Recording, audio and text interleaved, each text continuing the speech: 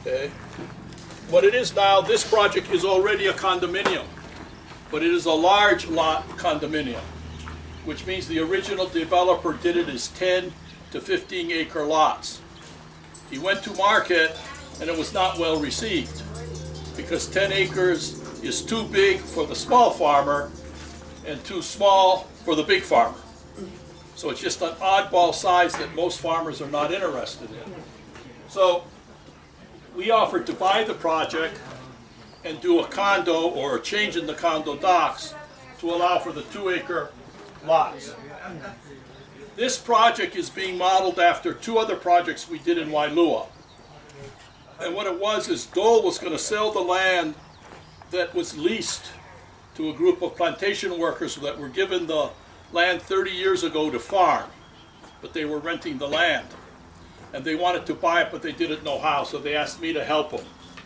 So originally, we were just going to help them buy the land. But then we realized their condo or their co-op docs were really bad because they were kind of old-fashioned and didn't work. So then we said, okay, we'll do a condominium. But then they were complaining they can't get financing because to get financing, at least with local lenders, you have to have a house. But the zoning code doesn't allow homes on these small lots. But it does allow a plantation camp. So I said, well, let's do a plantation camp. So they liked the idea.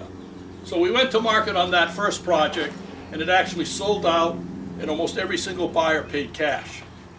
We went to the second project, also pretty much sold out. I think 1 or 2 lots have come back, but they also paid cash. This is the third project. What's unique about these projects is we set aside land for a plantation camp.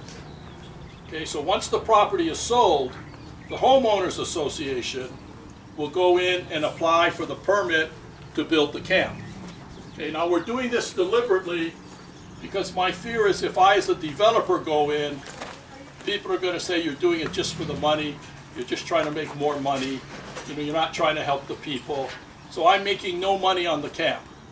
I'm basically going to assist them.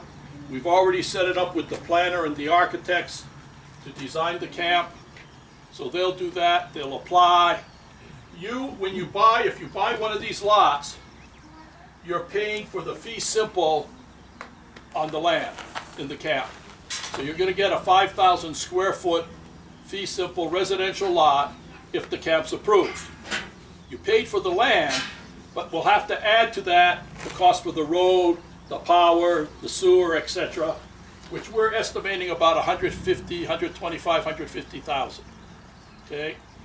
So you end up with a residential lot and your ag lot. Residential lot is not guaranteed. We don't know if the city will say yes or no. Our early indications are they're very fascinated and interested in it because it's solving the problem for the small farmers. They never thought there was a demand for small farmers. And I think everyone's been surprised. We have farmers on our 2 acre pieces in Wailua. There's some other farmers we came across in Waimanalo where they're making $100,000, $200,000 a year farming a small parcel. And one of the farmers explained it to us best of all. He says, Peter, if you farm 5 acres or more, you're not a farmer. You're a businessman who farms. If you're farming 5 acres or less, you're a farmer. You don't want employees, you don't want retirement programs, you don't want, accountants and attorneys. You don't want to deal with all of that. You want to farm the land.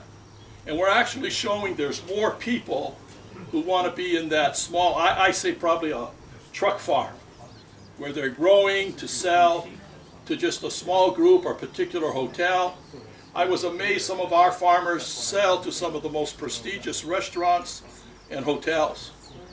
And I'm just like, I can't believe you got a client like that. How'd you do it? And it's typical of Hawaii. The chef was Vietnamese, the chef was Korean, the chef was Cambodian, the chef was Korean. So he's buying and he's helping his people come up. And it's interesting because he'll order what he wants for the whole year. And every day they deliver fresh vegetables to the guy. It's really interesting. I mean, the sophistication of some of these farmers and what they've accomplished. So back to our project. Here's where the camp will go if we get approval. If we don't get approval, or if they don't approve it, and everybody gives up trying to get the camp, then the land can be sold as ag land, and that money goes back to you guys, okay, because you paid for it. So your price includes this little piece of land over here also, okay? And so, again, we hope that the camp will actually be developed. We're pretty confident the city will do it. Again, if we get to the point of going for approval, you guys got to show up and tell the council you want it, okay? This is the organic area. If you do organic farming, you got to follow rules with regards to chemicals and fertilizer and poisons and all of that. The only one that you can use organic immediately is this. This land has not been farmed for 10 years, and the organic has a rule you have to be 3 years with no regular farming on the lot. That already has 10 years. The rest of it, probably 1 year. So you still got 2 years to go. You can grow organic, you cannot sell organic or stamp it organic. And the reason for organic is you get a higher price. But you cannot stamp it organic until after the 3rd year. Okay. The roads are going to be graveled. You're sitting on the gravel. They've started putting the gravel down now on the roads. All of the project, all of the units temporarily will have water using the existing water system. Once the condo is approved, we will put in permanent water lines to every unit. So if you're going to decide to rent and farm, you're going to get a temporary water line, no water meter, flat fee, $115 a month. The security deposit, if you take the rental program, is $10,000 per acre. The rent is $600 per acre. The water is $115 per acre. Per month. Per month. Okay? Can you say those figures again, or is it? Okay, well, they're all the information. You actually have it. But. Okay. So the key is, if you want to buy and pay cash, the blue dots are available. Okay, those can be bought right now for cash. If you want to go and buy in the new program, the orange dots are what is available for rent. If you rent, you're going to be able to move on the property pretty much right away. The properties have all been staked, so we know where your boundaries and stuff would be. And the water lines are only, in every case, are 1 lot away from whatever lot it is. They're either on the lot or 1 lot away. So the temporary line, we can just have them run it over. And then once the condo's done, the permanent line and water meters installed. So on the rental program, it's a 5-year lease. And you can stay the whole 5 years if you don't buy. But if you do lease, you have the first right to buy in fee. So when the condo's done, probably within 18 months, 1 year to 18 months, you will be offered the fee. And you will have the right to buy it. The price is set at $130. If the condo takes 2 years, the price is set at $130. If the condo takes 3 years, the price is set at $130. Okay? And trust me, it shouldn't take more than 18 months. But the price is set. That's one of the advantage. If you don't accept the option at that point, we have the right to sell the land to someone else, but you have the right to stay on it until your lease expires. Okay? If we don't sell it to someone else at the end of 3 years, 4 years, or 5 years, and you decide you want to buy it and it's still available, you can buy it, but there's a very good chance the price will have gone up just to keep up with the cost and everything. Okay? So this is a chance for people to get on the land. The reason we do this is you cannot apply for a loan under the federal farm home loan programs unless you have a tax map key. So you need a specific tax map key for your lot. We don't get that until the condo's approved. Okay? So we are having we're having the present developer file an amendment to his condo showing the 2-acre lots. He's going to do that probably next week. Once he does that, we're hoping in just a couple months, the city will issue the new TMKs, and then the buyers can start working with the federal home loan programs to see what they qualify for, what has to be done. The federal programs are great because you can get 100% financing, 95% financing, 90% financing. They have very favorable programs, and usually very favorable rates. There's all kinds of government programs to encourage farming. So it's definitely, if you're interested in farming, it's definitely worth talking to them. But they cannot pre-qualify you or give you too much information if you don't have a TMK. Okay, so once we get that, we expect most of our buyers will start the process to pre-qualify for a loan. And of course, we'll be rushing to get the final set of documents into the state to approve the condo. Once the condo's approved, and again, we would hope the new condo allowing for us to close would be done by the end of this year, early next year. And we'd be able to close in fee at that point. Okay? So this rental program is just sort of a transition to the fee simple ownership. Now, if the landowner wants to do this, and I'm not the landowner of this, I just have the contract with the client. The landowner wants to do it because he doesn't want to leave the land fallow. You got issues with fire, vandalism, homeless, people dumping garbage, abandoning vehicles. He wants people on the land. So that's part of the reason for doing this. So you're kind of helping everyone. It keeps our costs down, which means I don't have to raise the price. But it also gives you a chance to start farming. It gives you a chance to get experience. The federal programs usually require 3 years of some sort of agricultural experience, right? And it's the kind of thing, if when you went to college, you had a job working at a landscape company, probably qualifies. I mean, they're really liberal about giving you the 3 years. They try their darndest. I'm not a farmer, but just based on what I do, I qualify.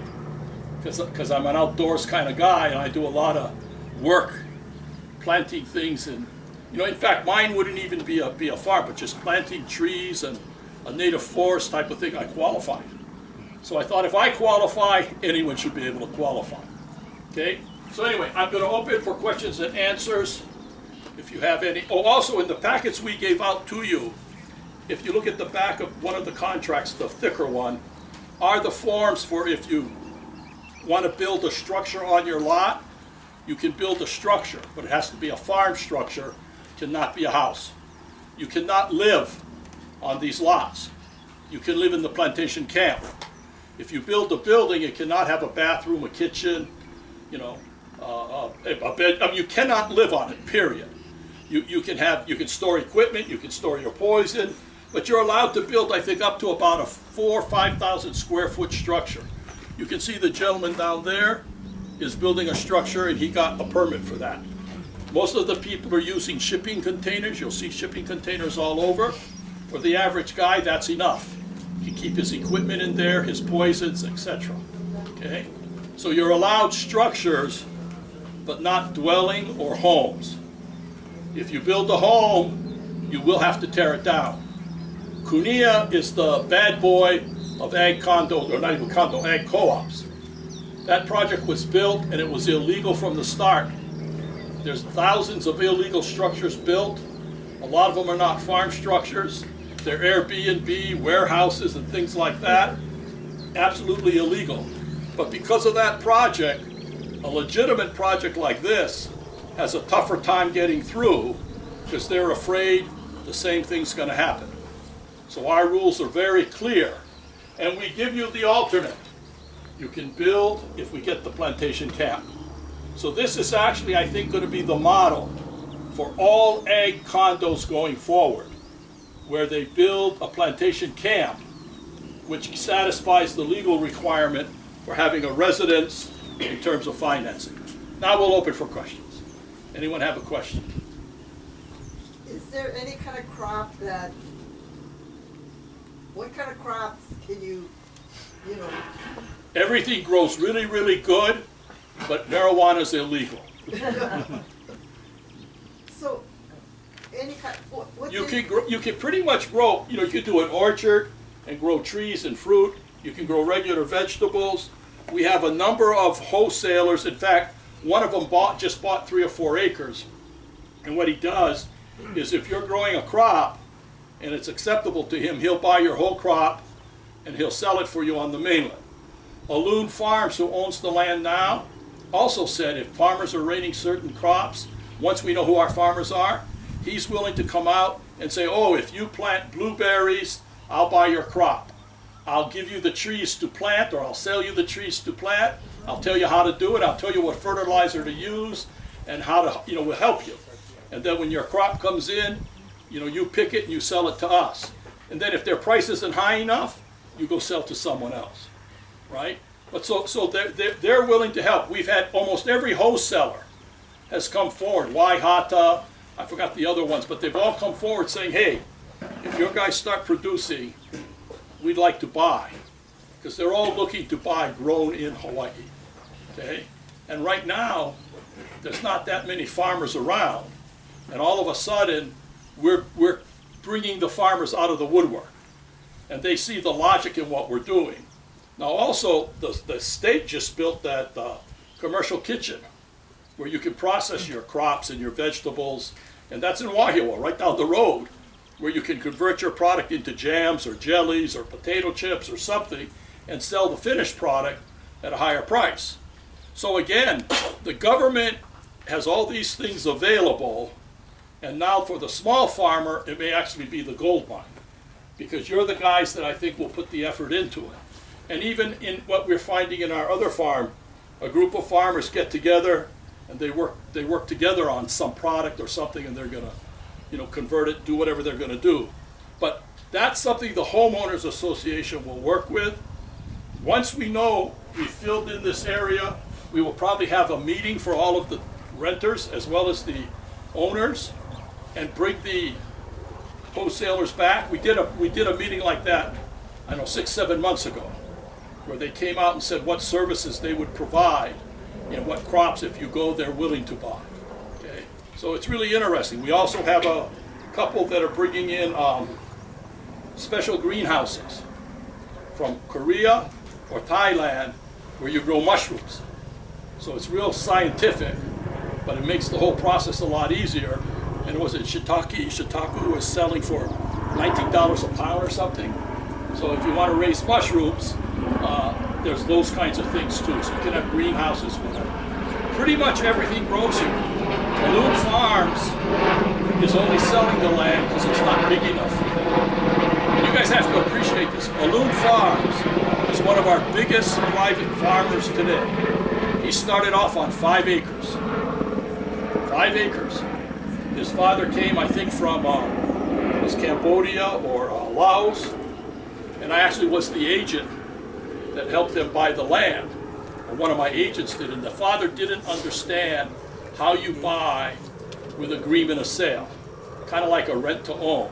So they brought him in for me to explain it, and he bought his 12-year-old son, and the 12-year-old son is translating what I'm trying to tell the father, and I'm thinking the whole time, I don't know what this translation is coming out, but these are real complex concepts.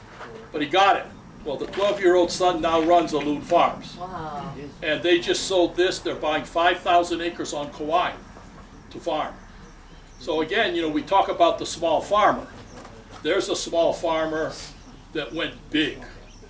And they're also doing a lot of wholesaling, and so they'll buy your crops also.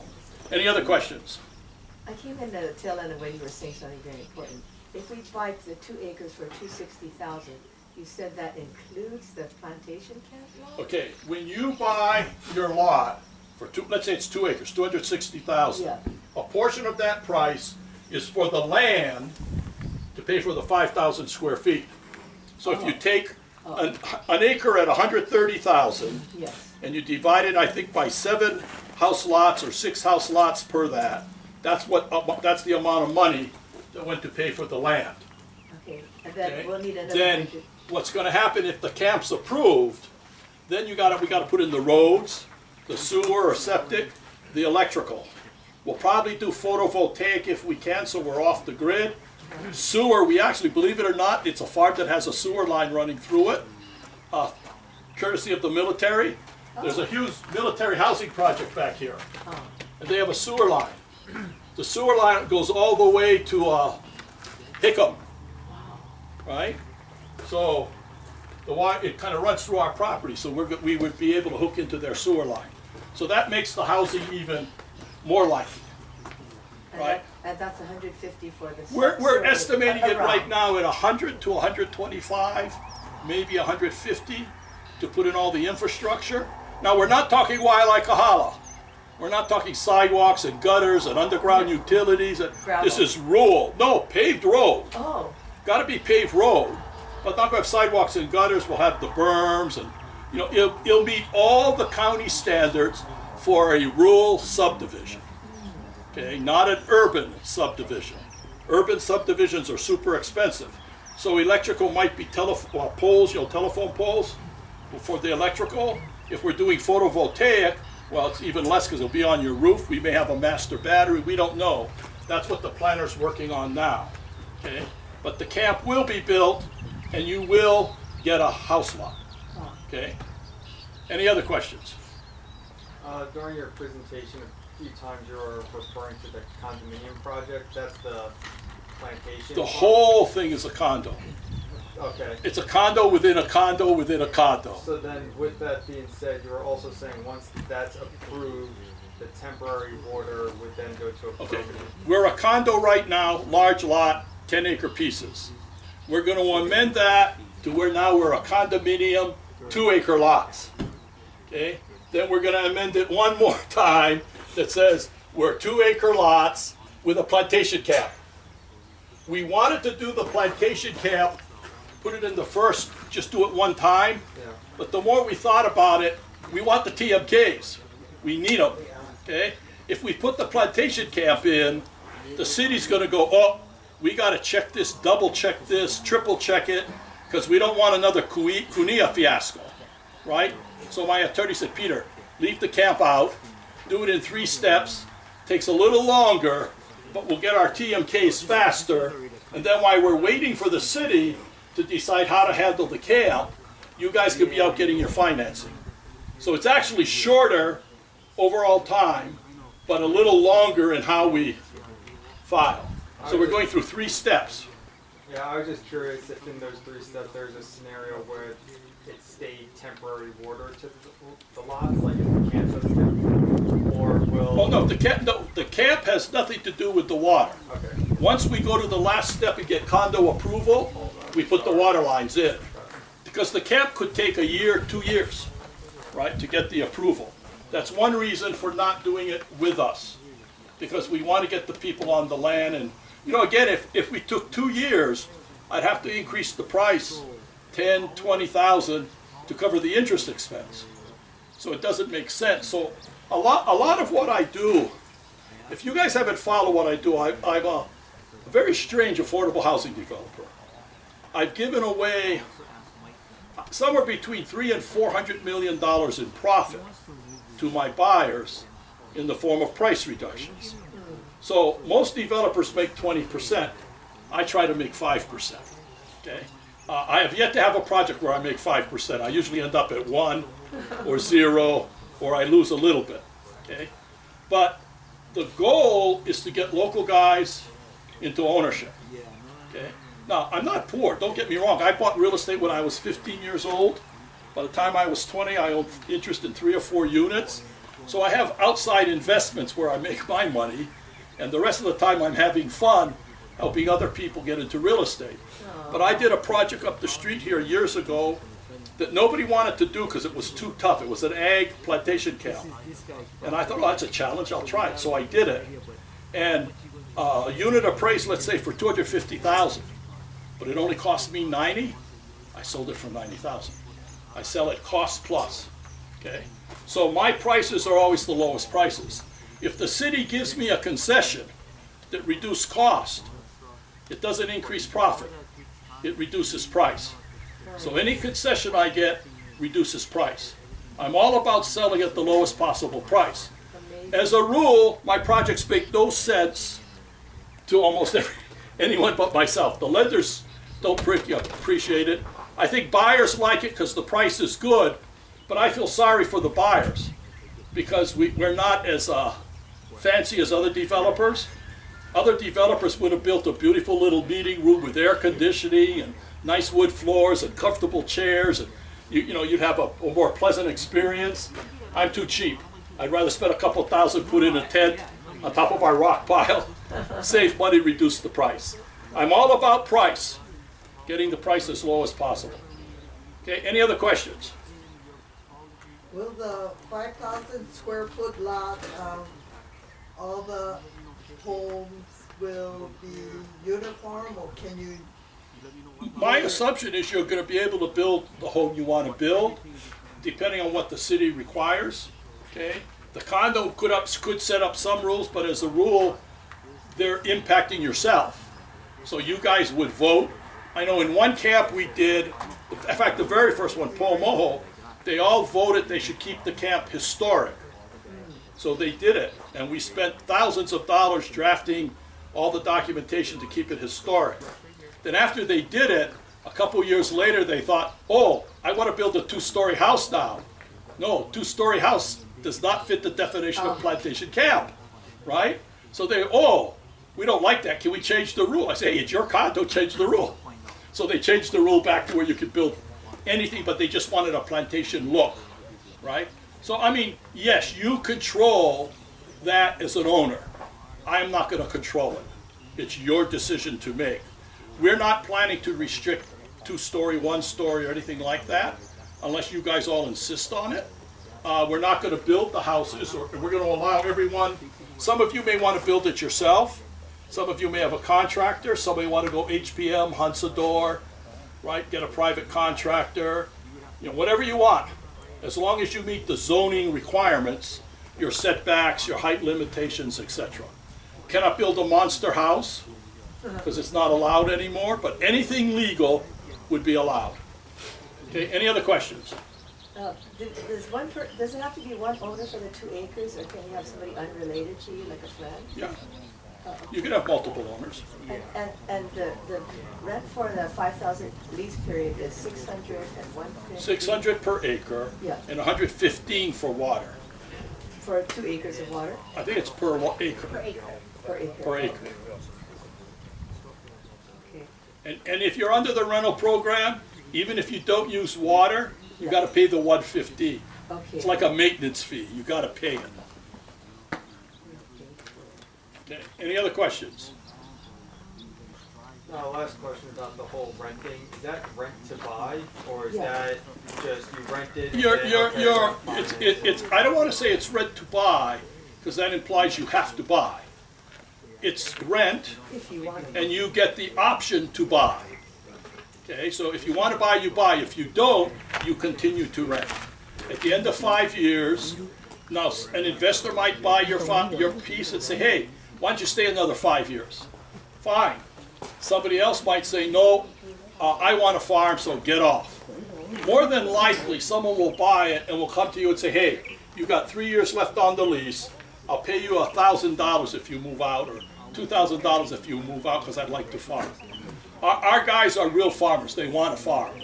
So they're more interested in getting the land. But you do not have to, if you want to stay the 5 years, you can stay the 5 years.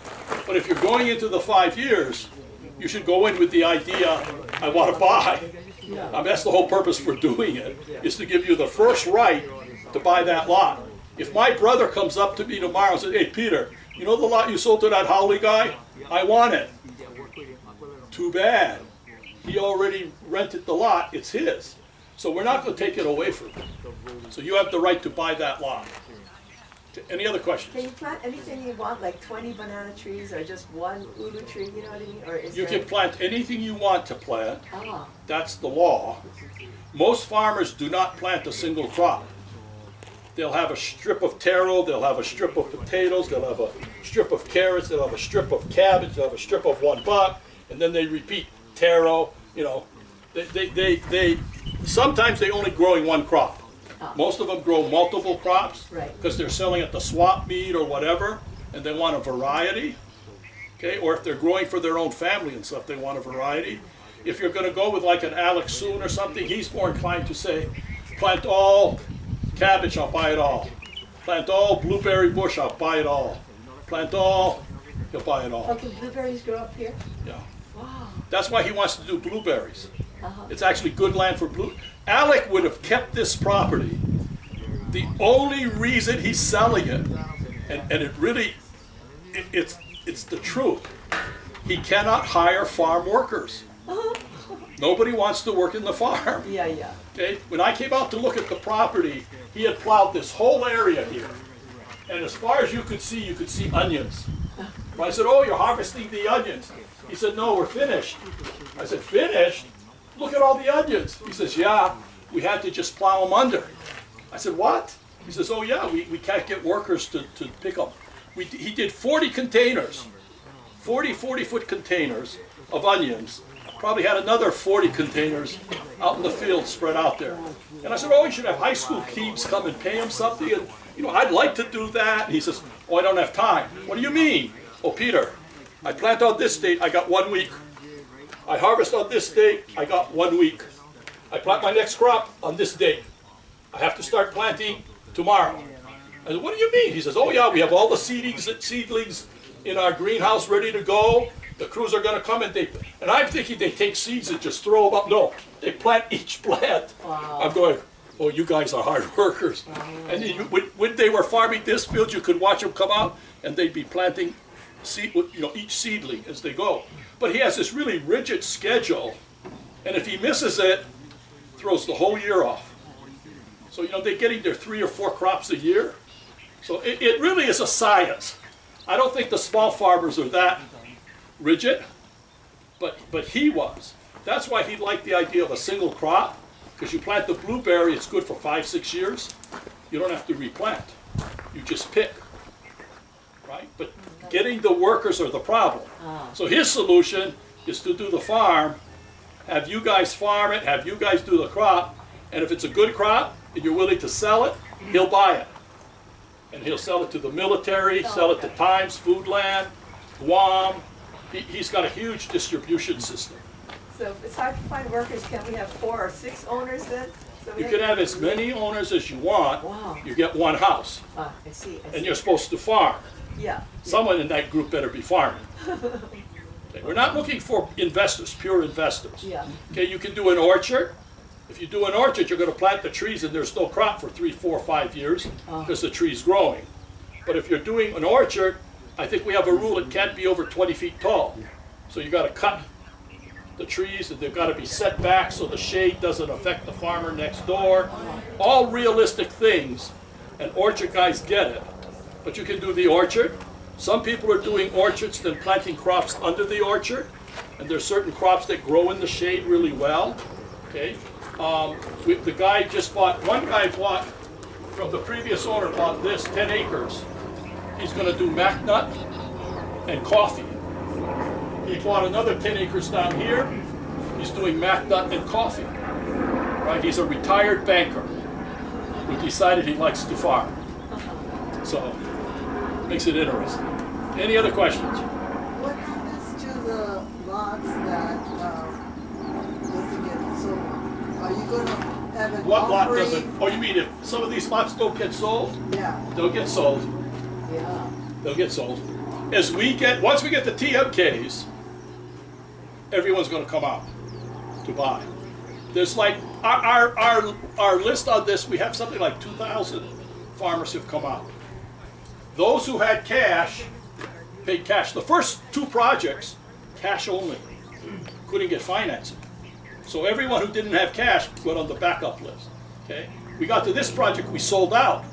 But then when we couldn't get the TMKs right away, we had hope that the city would issue us TMKs without us filing, and the mayor said he'd support it, but his building department guys killed it, so it never happened.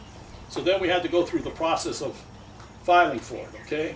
But we have all these buyers that are lined up, and they're all waiting for the TMKs, okay? People that can afford to pay the rent, they're getting preference, is what's happening. Okay, the guy who can't afford to pay rent has got to take a chance that something will be available when we get the TMKs. Okay, and the reason for the rent is you guys actually are making it cheaper for us because we don't have to hire security, we don't have to cut the grass, we don't have to have someone come every month and cut the grass for a fire break. So it reduces the cost. So you get the advantage of the lowest price. So again, that's what it's all about.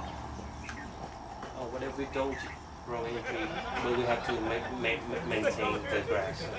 Okay, if you're buying, you're supposed to be an active farmer. So I think the city, you know, when we go for the camp, they're going to want to know who our farmers are. Are they real farmers? Yeah. Are they really farming? On Wailua, after we told them what we wanted to do, the city said, oh, we have someone who wants to come out and look. We said, fine, when? And we're assuming 1 or 2 people from the city. 15, 20 people showed up. City, state, and federal. And we thought, oh my God. And they were so excited, very positive about what's happening, because we took them out and showed them the farmers that were farming. You know, they're Laotian, Hawaiian, Filipinos. You know, I think we had one Haole, but just everybody farming and seriously farming. I mean, you looked at their farms, they were neat, they were selling, and they had clients, and they were like, God, Peter, we are amazed at the excitement. We always thought you needed 10 acres or more. Oh, this is revolutionary. And I'm like, I don't know, I just listened to the farmers. They told me 2 acres was plenty. So it's interesting that they came out in force. Our problem has always been TMKs. So what we're going to do on the next project I do, we're going to apply for the TMKs first. Right off the bat, we're going to do the survey. We're going to put together some simple condo documents, get the TMKs, and then when we're ready to do the final closing, we'll go back and redo the condo docs to bring them up to the quality I require. My condo docs, you know, I'm the condo king in Hawaii. My documentation is some of the best there is, but it takes a long time to think through all the possibilities, and my attorneys don't like the rush, but I think they realize for ag, you have to rush. If I'm doing a residential condo, you can go and get pre-qualified without a TMK, because they know it's going to be issued. They don't know how to do an ag. Well, if the local banks were doing loans on ag, they would accept the condo to be. The federal government has a rule, no, not to be, must exist. So you need the TMKs. The tax map keys prove you exist as a separate lot. So the federal government is the one that's driving this kind of complex 3-step process instead of just doing it all one time. Any other questions? I got 2 acres. What if I pay off my 2 acres? Do I still have to? If you pay cash, you don't have to pay rent. Okay. We got to work that out, but you can do that if you want. Okay, any other questions? So regarding the plantation camp, no matter how big your lot is, you only get 1,000. One house. 1,000. Yeah, 1 house per 2 acre lot. Okay. And you have 2 bathrooms in that plantation camp house? In your house, it's your house. Do what you want to do. You can have Oh, 12. great. I don't care. And then, are there water lines already? We don't have to pay a startup fee for No, the they're in. The water lines are in. Oh, okay. This shows the water lines. We just pay the $115 a Okay, month? yeah. You can see, like, here's the water line. Uh-huh. Here's the water line. This is also a street or a road. Uh-huh. Okay, but you see the water lines. The problem is their fields went this way. Our fields go this way. So this would service this lot, this lot, this lot, this lot, this lot, this lot, this lot, this lot, this lot. In ours, this is 1 lot. So it might have 4 risers, but they're also at an angle, so it might be 2 or 3 risers. The key is every one of our lots is only 1 lot away from a riser. So everyone can get water.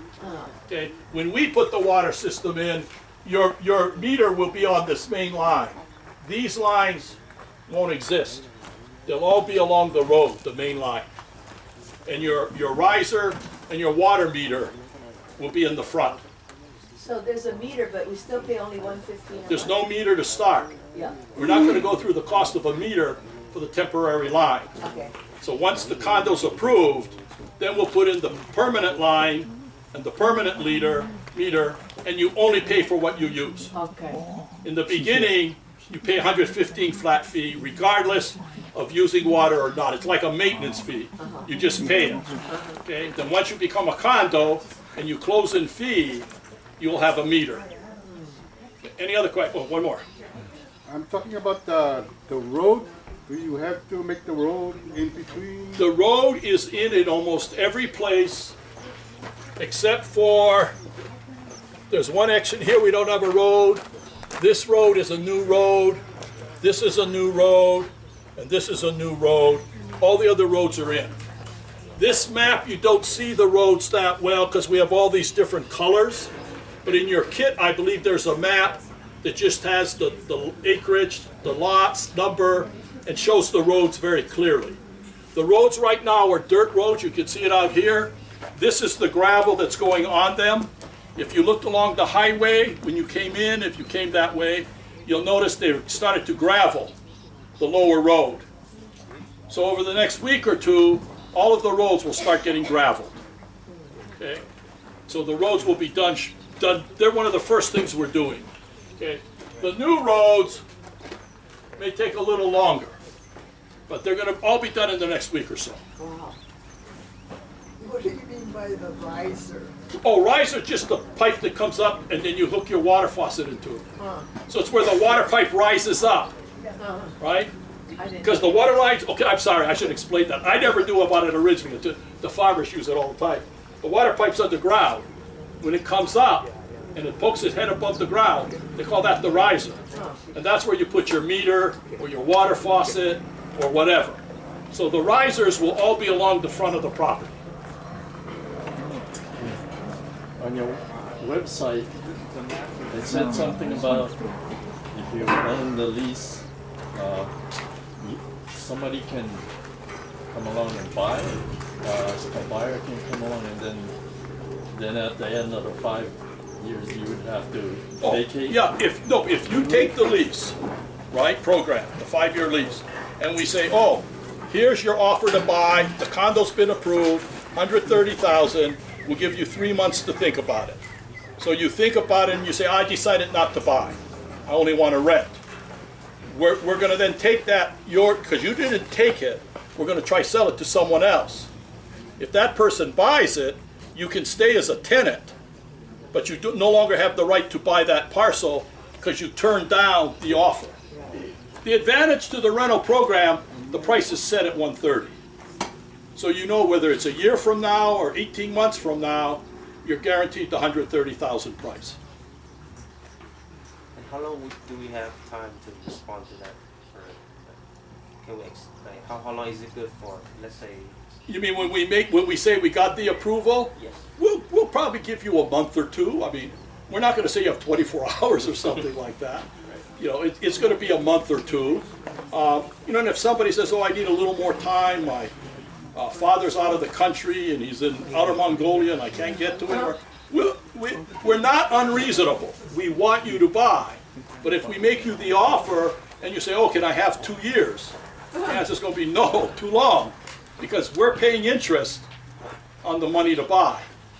So every month my cost goes up. Remember now, I only got 5% in there. So if I gave everybody 1 year, I'd lose money on the project. Can you make a suggestion on where we go for a loan? Is that federal? If I would use the federal programs. Is there But you somebody can't, tell us okay, about that? no local lender will do an ag Oh. unless there's a house. You can't build houses on this land and the plantation camp's not approved, so no local lender will finance you. Now if you're Daddy Warbucks and you're worth $1 billion and you go into a local bank, they'd probably finance you. But they're not financing the land, they're financing your bank account and your wealth. And they're saying, oh, it's petty cash, we'll give you money to buy it. For us average folk, no way can we get a loan from a local lender, unless you have a lot of other assets. The federal government, beaucoup programs, great programs for lenders. They're better than the state programs. So that's where you want to go. They will talk to you. They will give you the literature. They'll explain the programs. They will not accept an application until we give you the TMK. So when you get the TMK, you can then apply for the loan and get accepted or rejected. Are those federal agencies that we can go to listed in here? I don't know. Are they listed in Is there there? any guidance? No. It's not. Well, earlier we had a seminar where we invited everybody and they came out. We might do that again. but your agent can get you a literature on. It's the Farmers Home Loan Administration. They're down by the airport. Oh, So it's the Farmers Home Loan. oh, okay. It's a great program for farmers. Really, it's a great program. The rates are good. The qualifications probably easier than most lenders. Farmers Home Loan. Farmers Home Loan. USF, what is it? United States Farm Bureau or something like that. It's a federal government program. If you need, one of my agents can tell you. Okay, I don't remember. okay. Any other questions? Oh, everybody came late. Oh, they couldn't find you. Oh, yeah, we're kind of hidden pretty well. Any other questions? So if we move in May 1st, that water is already available. Water will be available within a day or two or a couple days after you move on. We're only putting the lines in as people move on. So we already sent the first list to the owner of the land telling him these are the properties that are going to move on right away. So put your water line in. So if you sign up today, Monday we'll call them and say, oh, add this lot to the list. And within a few days, a week, you should get your water line. Now realize, you're not going to start farming the first day. Because one, you got to go find your pins, right? Then you're going to want to build some kind of fence or have markers to show you where your boundaries are, okay? And you got to clear the lot unless the farmer agrees to, or the owner agrees to do it. But right now, so you're going to need a week or two before you're ready to farm. By the time you're ready to farm, the water's supposed to be there. Okay. So we have, or you guys have equipment we can rent to clean the farm? If you want to what? Equipment. Like Oh, the plow, we have people that will do that. Here. Some of the farmers here have said they'd be willing to do it because they have equipment. The guy who's doing the road might be willing to do it also. So we're getting bids from him. We should have those by Monday. We've also asked the owner if he'd consider doing it because he's the present farmer and he has all the equipment that would be needed too. So we'll have something for you by Monday or Tuesday. Okay. So we can get the numbers. Yeah. Is that water, is it potable water? R1. drinking water? In ag, there's two types. R1, which means any crop.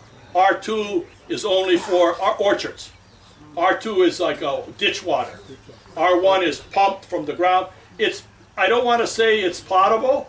It's just as good probably, but it doesn't go through the 2 or 3 filtration steps that the Board of Water Supply would use. It comes right out of the ground. You can just put a filter in there. I know, but we don't have that. When you're doing ag, you never want to say potable because if someone drinks it and gets sick, you're liable. Okay, but it's just as good as drinking water. But you're supposed to bring canteen. Another question. Yeah. Is it possible that we can put a septic tank there, bathroom? Yes and no. If you're doing a septic system, you have to go to the county and get permission or approval. We sit above an aquifer. As a rule, in the old days, it wasn't an issue. Nowadays, when you ask for a septic system, they immediately think you're going to cheat. You're going to build a house. You're going to live there. We don't want that. So they're really, really hard on what's happening. And again, I'm kind of like, well, I'm a farmer. I'm there all day. I want to go to the bathroom. And they say, oh, get one of porta potties. And I'm like, why not a little septic system, right? So, I mean, if the septic system's small enough, it couldn't be used for residential, they might. They're going to, a number of the farmers told me, Peter, they told me get a bucket. So, it's an issue. What are deposits due? Deposits for as soon as possible. We need those right away, especially if they want to get on right away. But if we do put the septic tank, as long as we don't put any leach field, and then You can do that. we got. Okay, and thank you. The obvious. You can do the septic system as long as you don't have the leach field, because then you pump it. Yeah, have the truck come and pump it. Okay. That works, but not in the ground, above ground. Yes.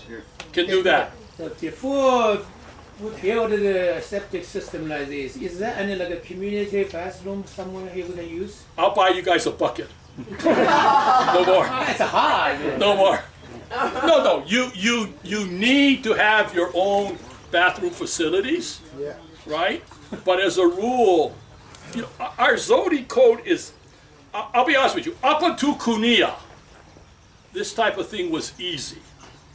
After the Cunha project, where they cheated like hell, built 900 buildings illegally, the city and the state do not like small farmers because they think you're all cheaters. And they don't like the developers because they think you're all going to scam and cheat. And it really was not the farmer's fault. The developer gave them the wrong information. They said, oh, can we build a house? He said, sure, go ahead, I don't care. And the rule is, no, you can't. Right? I know when that developer called me and told me what he was going to do, I said, it's not going to work, it's illegal. He didn't listen. He did it.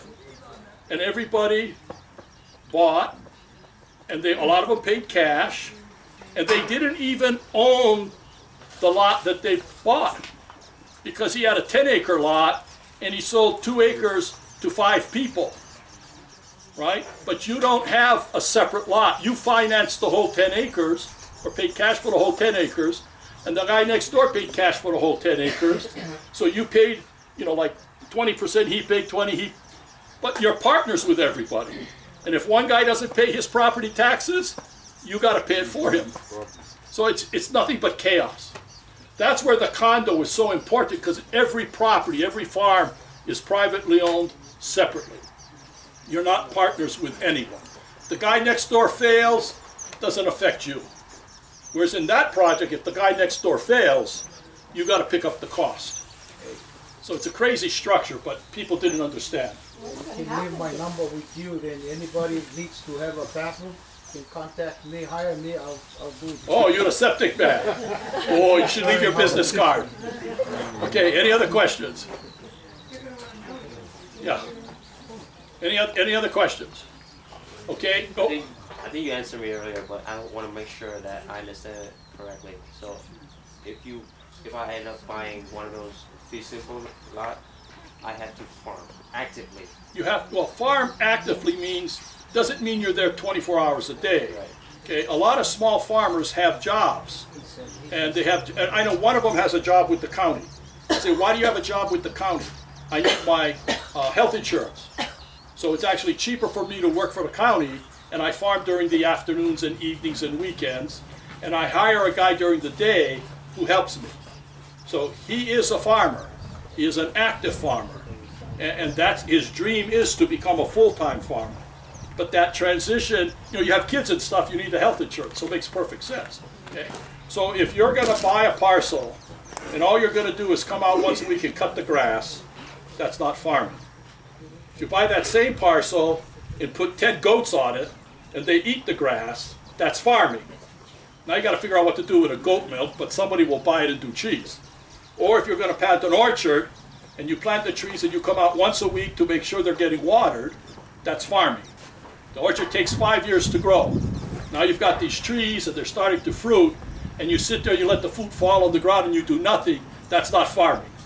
But if you're picking the fruit and selling it at the swap meet or harvest market, that's farming. So I'm not sure, you know, a lot of the farmers we have, like the Filipino farmers, every day they're out there. Every day they're planting, every day they're digging up.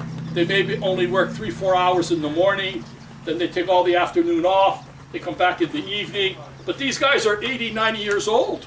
I can't keep up with them. So it is healthy, but you got to do some activity.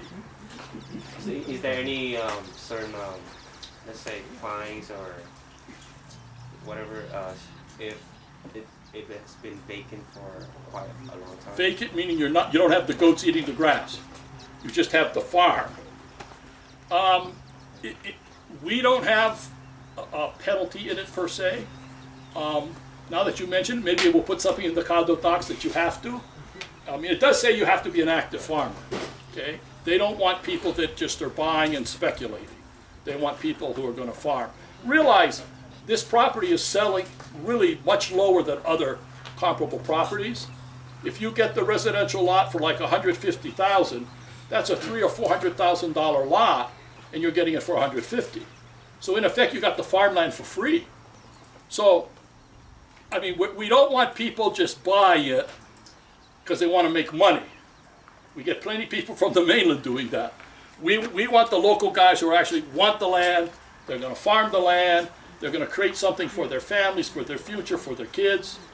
That's what we're looking for. You did mention that the owner put up a packing plant here.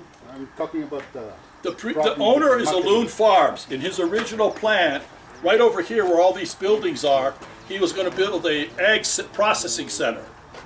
Okay. Well, he was going to do that. Okay. He's not part of this deal now, so he may not. If he does it, his idea was all of the small farmers can take their crops there, and then to refrigeration, that kind of thing. And I think he's thinking originally his concept was he was going to buy everybody's crop. That's why he was doing the 10 acres, and then he was going to help everybody, and they became his workers in theory. He didn't have to worry about hiring the guys to pick anymore, because the farmers would pick, and then he'd take it and sell it. Okay? So if you're going to be independent, you may want to have your own refrigeration, or what, I don't know, what depends on what you're growing, but whatever you need. But there's also, the state just did a processing center for small farmers in Wahiawa, right? So you can get into that program, and they also have a commercial kitchen. So if you wanted to take your potatoes and make them French fries or make them potato chips and then sell them, they have all the equipment for you to do that, and you rent it and then you process it. So they have the commercial kitchen and all of those things. So the state, at least, is coming up with programs to help the small farmer take the raw product, which sells for $1, and put it into the finished product, which sells for $7. So you can make more money if you convert your honey into bottled honey rather than just selling honey, or you convert something into juice or whatever. So you got to look at all the programs available, but that state facility, I think it was just in the paper a few days ago, is really a model of what needs to be done to help small farmers. Peter, from your experience with the Wailua project, the 2-acre lots, what is the low yield, what's the high yield in income producement? No income, because they grow for family and their own consumption, or they give away free, or they give to the church. We have some guys doing it just to keep busy, and I'm thinking, well, you could make money, but they're like, I'll be honest with you, they have plenty of money. You look at them and you think, oh, these poor guys, they didn't get a good retirement, got buku bucks. But they also live in Wailua, where they bought a house for $20,000, and it's like Hilo. Hilo's the wealthiest community in Honolulu, or Hawaii, because people earn money, they all own their house, they all paid for their houses, and they all get somewhat lower pay than we do, but they have no place to spend it. That's why everybody from Hilo goes to Vegas. They're all millionaires, but they're millionaires in terms of cash in the bank. It's just one of those, you own real estate, I guarantee you'll become a millionaire.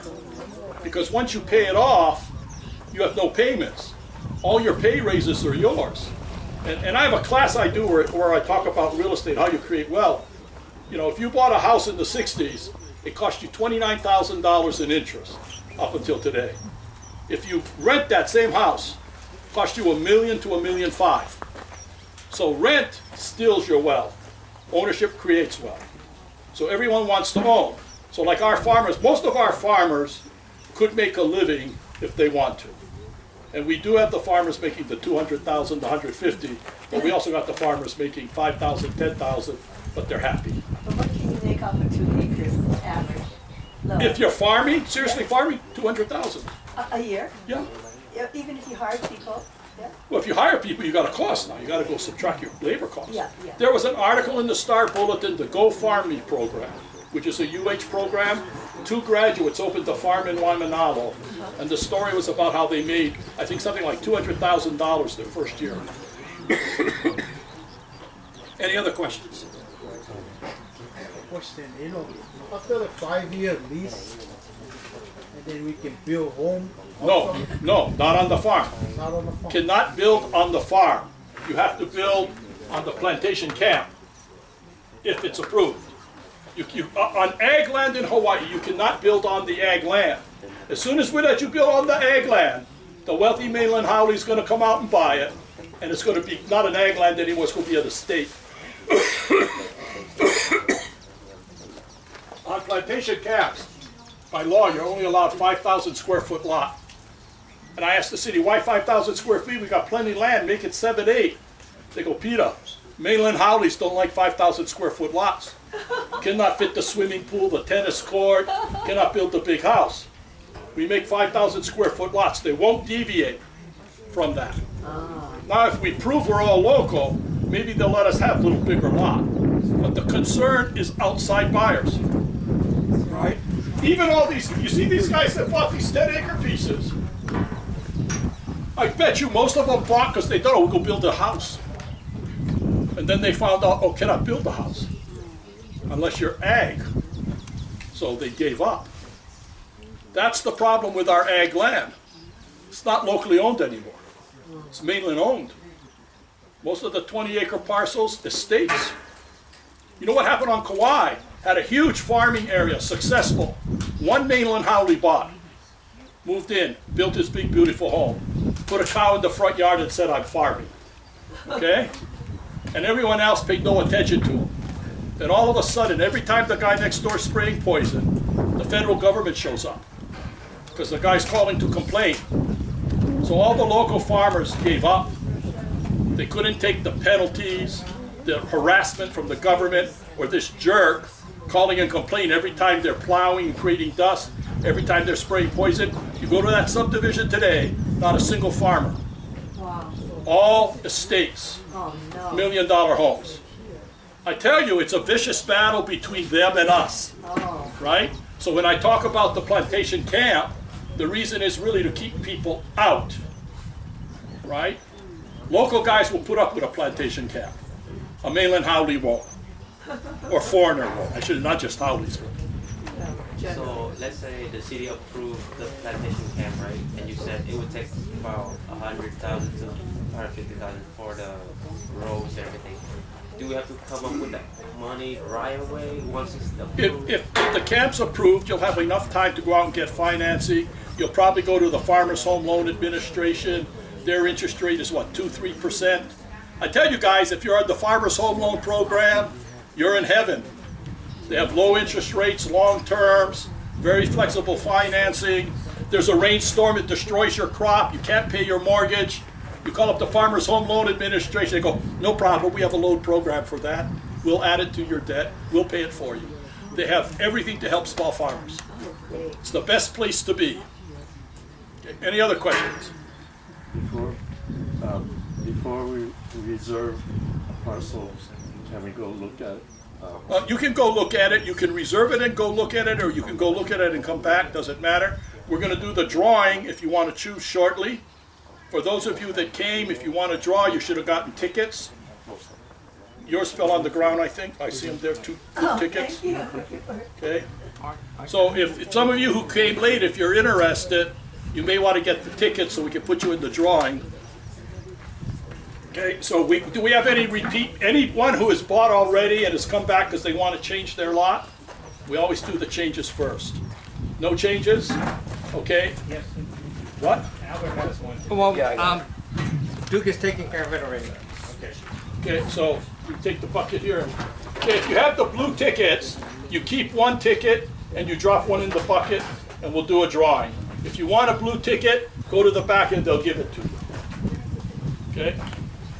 Anybody interested? No obligation, you're just picking a lot. You can change your mind this afternoon or tomorrow, so don't worry. Peter, what do you think is going to happen to I was just about to buy one next week. Cunea? I stay away from Cunea until they unravel all the problems.